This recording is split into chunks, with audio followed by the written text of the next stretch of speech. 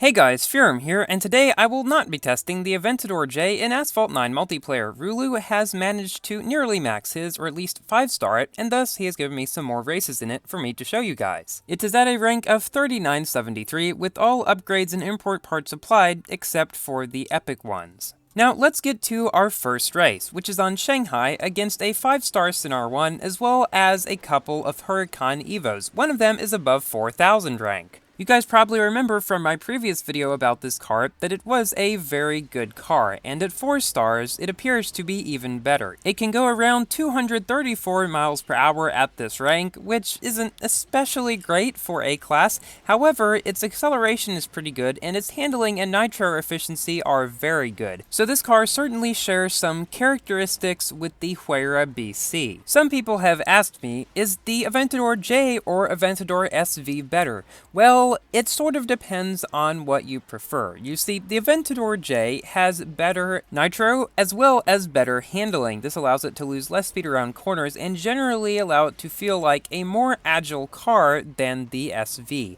Now, the SV has a bit higher top speed and acceleration, so it really just depends what you're into in cars, but both cars, I assume, having not driven the J, feel great to drive. The SV definitely does, from my experience, so this is definitely a good car to pick up. Unfortunately, this car's car hunt did not go so well for me. So we managed to come in first in this race with this 4000 rank Huracan Evo Spider just behind us. It really shows you the power of that car, even though it can only go about 222-ish miles per hour at max. It still packs a punch because all of its other stats are amazing. So now for our second race, which is also on Shanghai, in which we are facing an Aventador SV. However, he is not as high of stars as us. I think he's around 3 or 4 stars, but it should still be interesting. We've got this P1 that's ahead of us. We've also got a Corvette Grand Sport at almost 4000 rating. Now, I made a video about the Corvette Grand Sport recently in which I said it was my favorite car in the game to drive, or at least it's definitely the easiest one in my opinion. This J looks fairly easy to drive as well. However, I don't really think any other car in the game can compare to the smoothness of the Corvette. Except perhaps the Elise and Camaro ZL1, but those are kinda slow. So you guys probably remember when I was getting started with Asphalt 9 when the game had just come out, probably less than a month ago,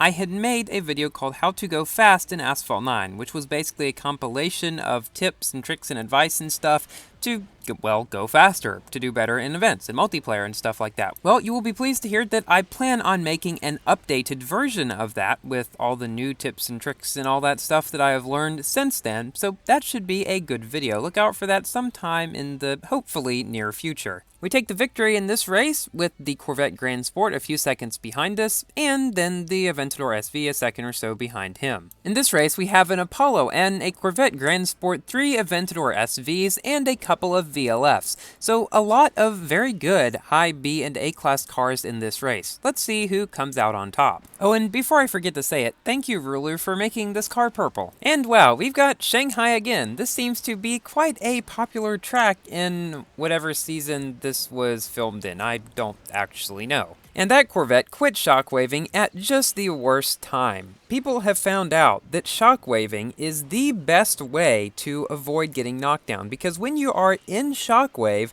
you are basically invincible to knockdowns. Whether somebody lands on you or 360s you, it usually just shields you from all of them. So that is one thing to keep in mind if you're getting knocked down a lot.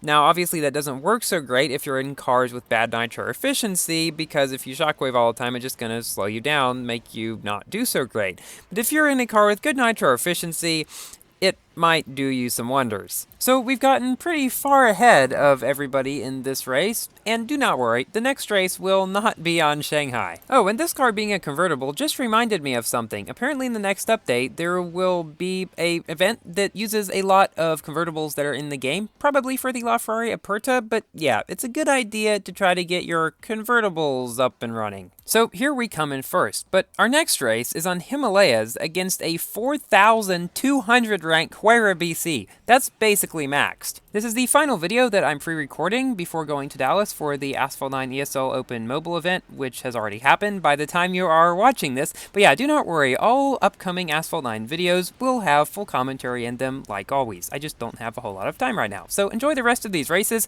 and enjoy the music as well, and I'll definitely give my general review at the end. See you then!